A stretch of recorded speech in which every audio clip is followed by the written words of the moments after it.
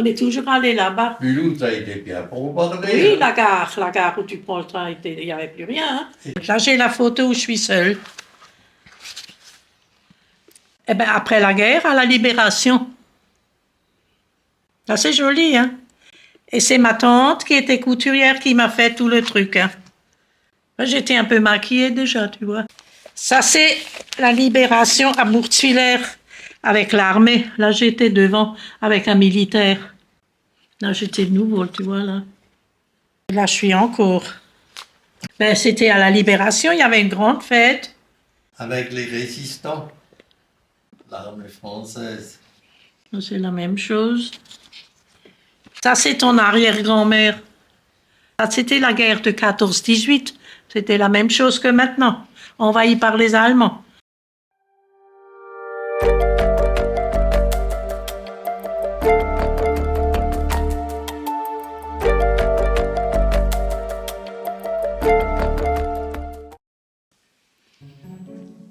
Voilà, je m'appelle Huguette, née Schlinger et mariée Calderara. Je suis une Alsacienne née en 1937 qui a vécu la guerre 40-45. Je suis la mamie de deux gentils petits-enfants et puis ils adorent que je leur raconte l'histoire de ce qu'on a vécu en Alsace malheureusement pendant cette guerre. Je m'appelle Fernand Calderara, j'ai 88 ans bientôt et je suis le plus jeune d'une famille nombreuse. On était 5, 3 filles et 2 garçons. Eh ben, ma sœur aînée Denise, elle est née en 1928, elle est décédée.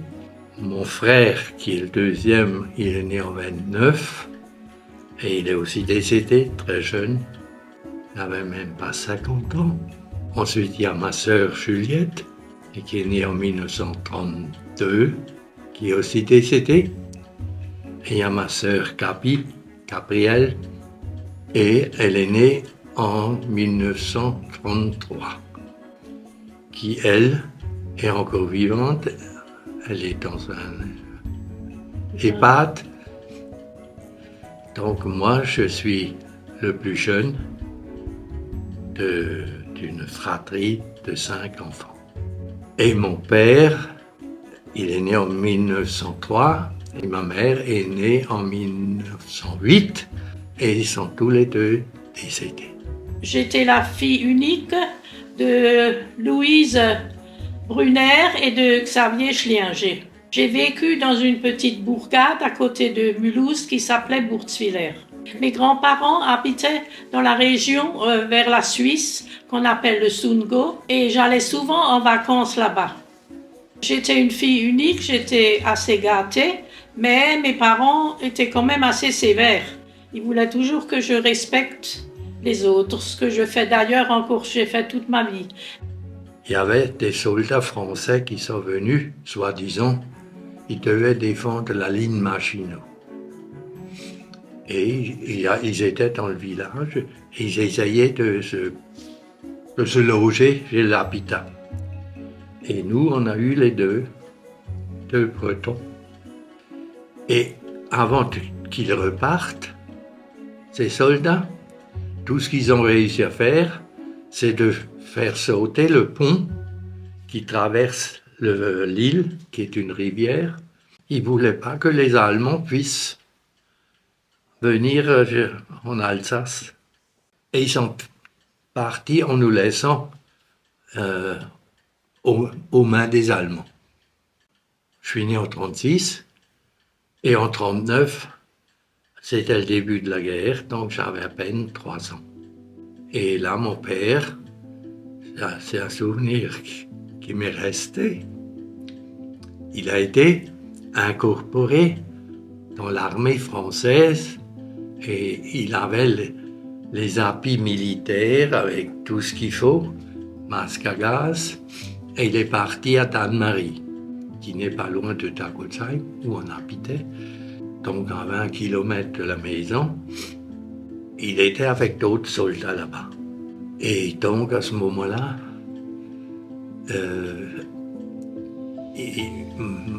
on est allé le voir, ma mère et moi. Et quand on est venu chez Haro, j'ai constaté que toute l'équipe, il logeait dans une grange. Et il n'avait pas de chef, rien. Il ne savait même pas quoi faire. Alors qu'on les a incorporés, soi-disant, pour que les Allemands ne puissent pas venir.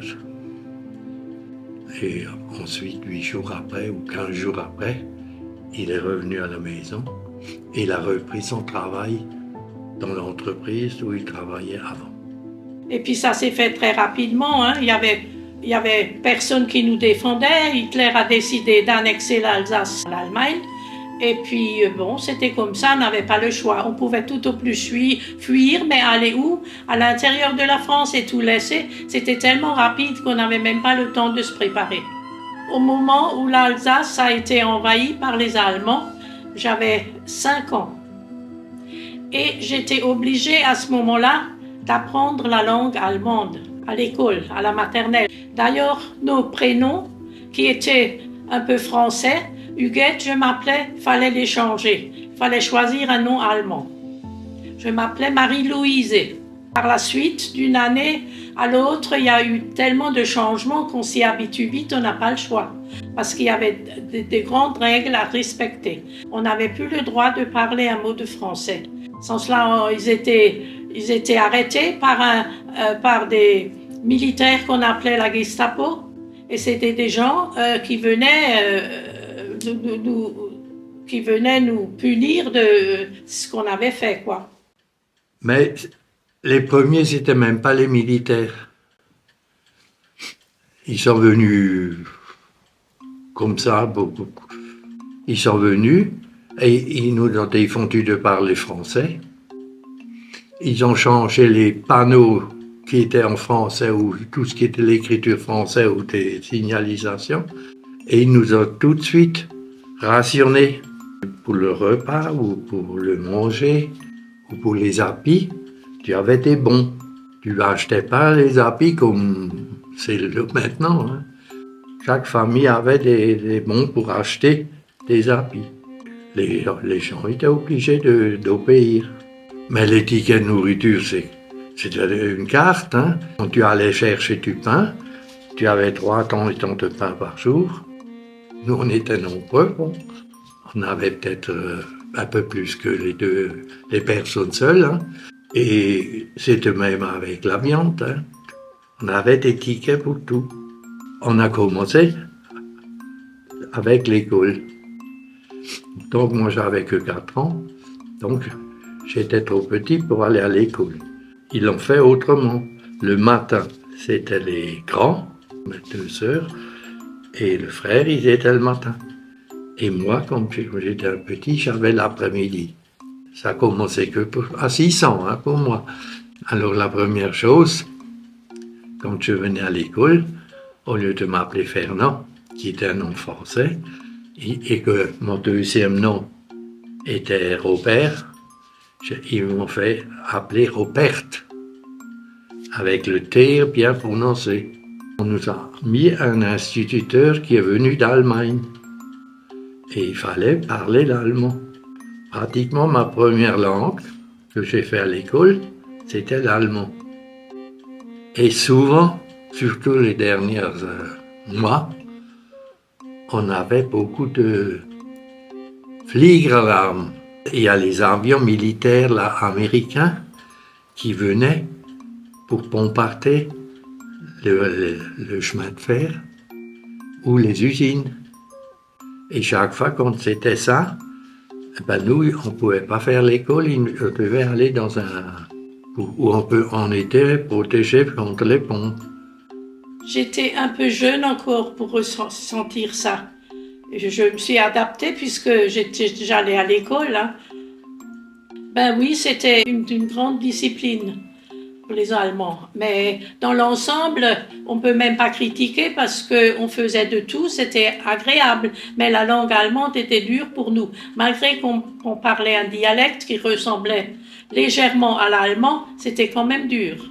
Les instituteurs, c'était des Allemands qui ont été mis chez nous et qui parlaient un allemand courant, alors souvent on ne comprenait pas ce qu'il voulait dire. En ce qui concerne la nourriture, tout était rationné. On avait des cartes pour le pain, pour le lait, pour tout. J'habitais à Bourg-Tillers et dans cette petite bourgade, il y avait une usine qui s'appelait la Manurin. Et là, ils fabriquaient du matériel pour la guerre, des munitions, c'était obligé.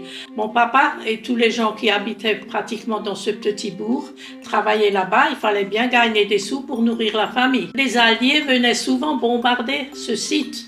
Alors quand on attendait dans la queue pour acheter le pain, souvent il y avait l'alarme. Les avions, les bombardiers étaient annoncés, alors il fallait fuir et se réfugier dans les caves. Un jour, il y a eu des blessés parce qu'ils ont bombardé l'usine.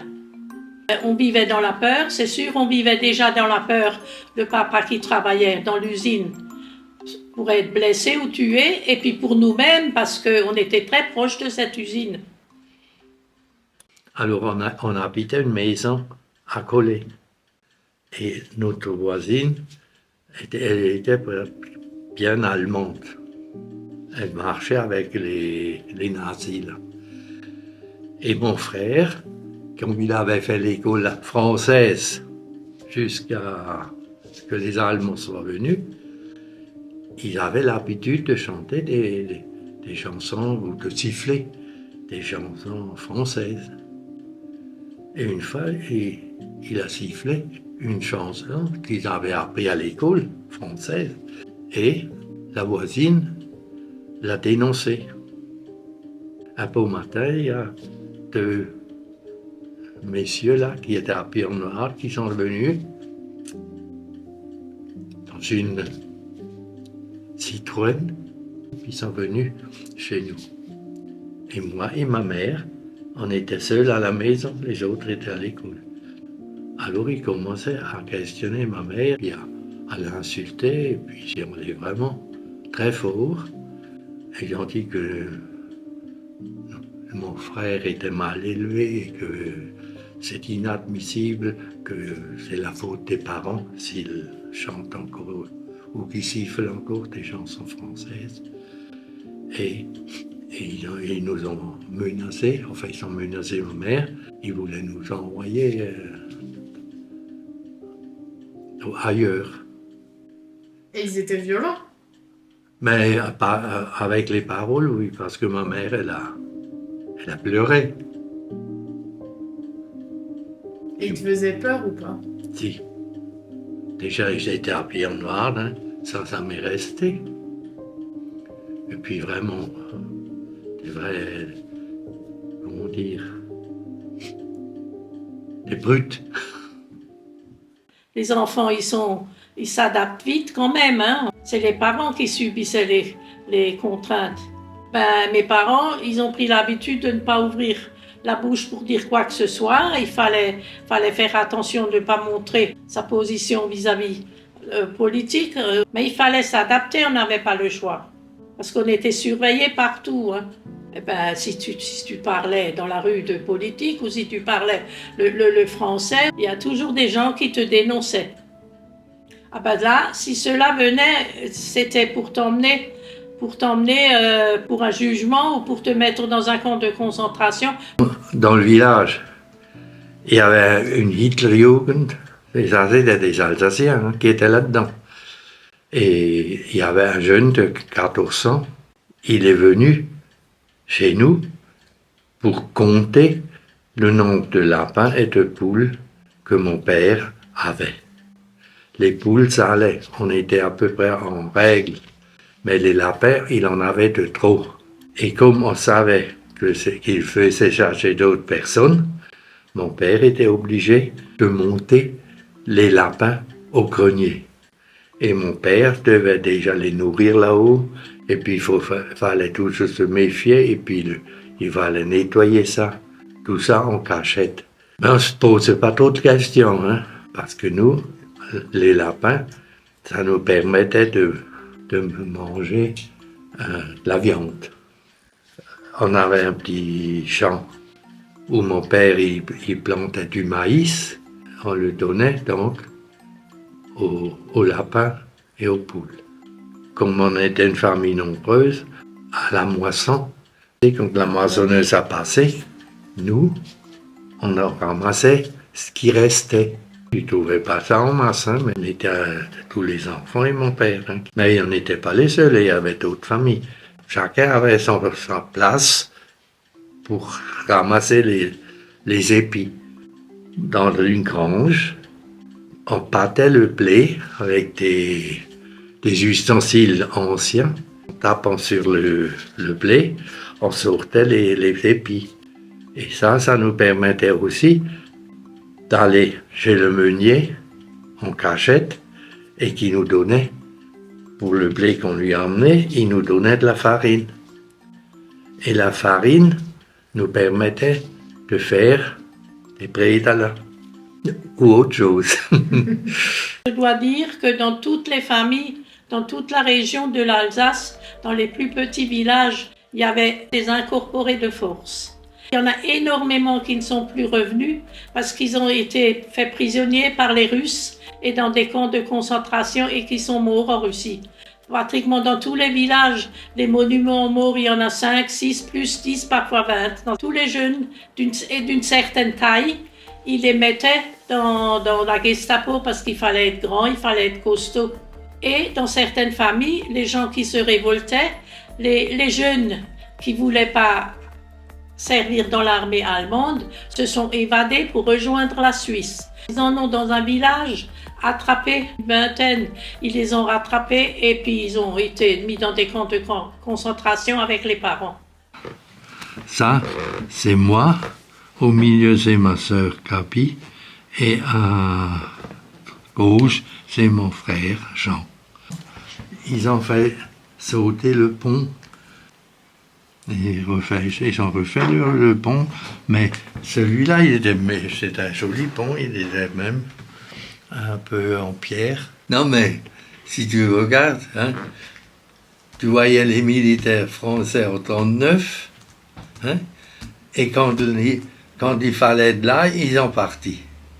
Et alors, ce sont les Allemands qui sont venus, hein, parce que les Français n'ont rien fait. Quand on a été libérés, les premiers que j'ai vus, c'était les Américains et les soldats, c'était des Algériens ou des Marocains. Et les soldats français, on n'en a pas vu beaucoup, hein, nous. Ça, c'est la vérité. Comme ça, la France, ils ont toujours une grande bouche et des petites mains. Pour aller où? Pour aller où? Ils ne pouvaient pas fuir, il y en a qui sont partis, mais pour aller où? Mon père était obligé de travailler pour ne pas être incorporé. Il était obligé d'aller travailler en Allemagne. C'est une région qui s'appelait la Forêt Noire. Et là-bas, il y avait une filiale, une usine qui fabriquait justement aussi des munitions. Des fois, il avait le droit de revenir, fin de semaine, des fois c'était seulement tous les 15 jours. Et vers la fin, quand les Alliés se rapprochaient, c'était toutes les 3 semaines. Et un jour, quand ils ont appris, lui et ses collègues, que les Alliés n'étaient pas loin, ils ont fui. Mais ils ont dû traverser le Rhin et les ponts étaient déjà détruits. Alors ils se sont débrouillés, ils ont trouvé des gens qui les aidaient, à part des petites barques. Ils ont pu rejoindre le domicile. Mais alors, à ce moment-là, on devait fuir, puisqu'il ne fallait pas que la Gestapo les attrape. Papa devait se cacher, quoi. On avait un cousin à ma maman qui se rapprochait déjà du vignoble dans l'Alsace. On a dû fuir là-bas pour se cacher. Personne ne savait où on avait fui. On était dans ce petit bourg-là qui s'appelait Staffelfelden. De toute façon, quand on y est allé de nuit, et puis en vélo, et on se cachait pour ne pas être rattrapé sur les grandes routes. Ah ben oui, on sentait que ça allait vers la fin. L'hiver de 44-45. Parce que on a compris que la guerre était perdue pour eux. Il y avait beaucoup qui se retiraient, qui allaient vers le Rhin. Donc nous, on voyait ça de bon œil. C'est là où commençaient à venir de plus en plus souvent les avions américains. Alors un dimanche matin, quand je me rappelle, on était à la messe. Et du coup, on entendait de nouveau les avions qui venaient. Oui, c'est un bruit un peu bizarre. Tu vois qu'ils viennent pour détruire. Hein. Et c'était de nouveau les Américains. Et ils ont lancé des bombes sur un convoi qui était à la gare à Takotai. Ça tremblait, on a eu peur. On est allé voir. Effectivement, les pompes, ils ont touché leur but. Et donc, les Allemands, ils ont été pertes avec ça. Mais les pompes, on ne les a pas tellement eues. Les pompes, c'était que à ce moment-là. Et à Mulhouse, il y avait souvent des pompes qui tombaient. C'était pas un ou deux qui passaient, les avions, c'était toute une équipe. Hein. On était encore à Pourtziller donc, et on a été libérés. Et sur les tanks, les premiers tanks qui sont venus, il y avait des Africains. Et alors évidemment, quand ils sont arrivés sur les tanks, tous les gens qui étaient dans les caves sont sortis. Ils criaient « Vive la France » et ils avaient des petits drapeaux français. Et les Allemands étaient cachés dans les caves et nous surveillaient. Et au bout de quelques heures, ces chars ont reçu mission de retourner vers Mulhouse. Et on était de nouveau avec les Allemands qui nous avaient observés comme on avait joui et crié « Vive la France ». On avait peur. C'est là qu'on est parti aussi tout de suite alors. Ils avaient reçu ordre de se retirer sur le pont de Pourtziller et puis là, ils restaient pendant 2 mois avant de nous délivrer à Staffelfelden où on était. Mulhouse a été libéré. Nos grands-parents et puis toute la famille, ils ne savaient pas où on était. Ils sont venus à Mulhouse voir dans notre appartement. Alors l'appartement était vide. Et un beau jour, quand on a enfin été libérés à Staffelfelden, on a pu se rendre dans la famille. Et heureusement, on était tous de nouveau réunis, il n'y avait pas de morts. Alors, vers la fin, ça tirait quand même beaucoup dans le coin où on habitait, on n'avait pas une bonne cave. Et mon père, il connaissait bien un monsieur qui était un paysan, cultivateur, et il habitait une vieille maison où la cave était encore. Donc, on a passé 2-3 jours là-dedans. Jour et nuit, on est resté, hein, toute la famille. Et on n'était pas la seule famille, il y avait 3-4 familles qui logeaient chez lui. On attendait les Américains. Et un beau matin, là, c'était un silence, il n'y avait plus d'avion, rien. Et on a entendu un moteur qui était assez lourd. Et c'était un char. Alors, nous, on est sortis. Et qu'est-ce qu'il y avait sur le char, sur la tourelle? Un soldat noir. On n'a jamais vu ça. Et alors, on était heureux. Il est passé jusque dans le village, et là, ils sont restés. Et après, les Américains, ils sont venus, ils ont pris la relève. Et à ce moment-là, on a de nouveau eu les 2 Américains, au lieu des 2 Français, qui logeaient chez nous. Mais ceux-là, ils nous ont amené du chocolat, de la viande, de l'omelette, beaucoup d'omelettes. Et avec ça, on mangeait. Parce que les Français, ils n'étaient pas là. Hein. Et grâce aux Américains, on a survécu. J'étais trop petite à l'époque pour comprendre tout ça. Mais toujours est-il, on était à un moment un peu déçus parce qu'on se sentait délaissés par la France, alors qu'on était des très très bons patriotes. Quand il y a eu la libération, c'était la fête pour tout le monde, c'est certain. Hein? On n'attendait que ça, parce qu'on était des très bons patriotes. L'Allemagne a laissé des traces chez nous en Alsace. Je dois dire qu'elle a laissé une certaine discipline. Notre région est très belle et ça ressemble toujours un peu à l'Allemagne, évidemment pas moralement. Hein. Par rapport à l'Allemagne, nous étions trop petits pour avoir de la haine. Évidemment qu'il y avait de la haine, mais par les années, par la suite, il y avait la réconciliation, et puis bon, tous les Allemands n'étaient pas pour Hitler. Mais de la haine, un certain temps, oui, mais après, il faut pardonner. Hein. Ben, il y avait pendant ces 3 ans souvent l'annonce de bombardement hein, dans le coin autour de Mulhouse. Hein. Il y avait toujours cette peur, des alertes à la bombe. Hein. Ça, c'était tout le temps. Hein. Il fallait se réfugier dans les caves, parfois pendant des heures. Hein. Ça traumatise, c'est sûr. Hein. Quand on entend passer au-dessus de sa tête des bombardés, on ne sait pas où ils lâchent les bombes, hein, c'est sûr. Et quand ils sont partis, alors là, ça a commencé. On a eu des cartes pour du pain. Alors on a reçu le pain français. C'était du pain du maïs. Mais c'était pas bon, pas du tout. Et encore, tu ne recevais que sur un ticket. Hein. Et pour la viande, c'était pareil. Le boucher, il avait de la viande, mais il avait que pour les gens qui avaient de l'argent. Et si tu n'en avais pas, tu sais, tu recevais que les morceaux que les autres ne voulaient pas. Quand les Américains sont venus, ils nous ont libérés, mais ils nous ont aussi nourris. Parce que les Français, tu n'en voyais pas. Aucun. Pourquoi célébrer? Personne n'avait envie de célébrer, tu sais. On était libérés, mais bon, on n'avait rien à manger. Alors, qu'est-ce que ça sert? On a nos coutumes, comme dans toutes les régions. Hein. Et l'Alsace est une très très belle région. Et ceux qui ne la connaissent pas, il ferait bien de faire un tour un jour.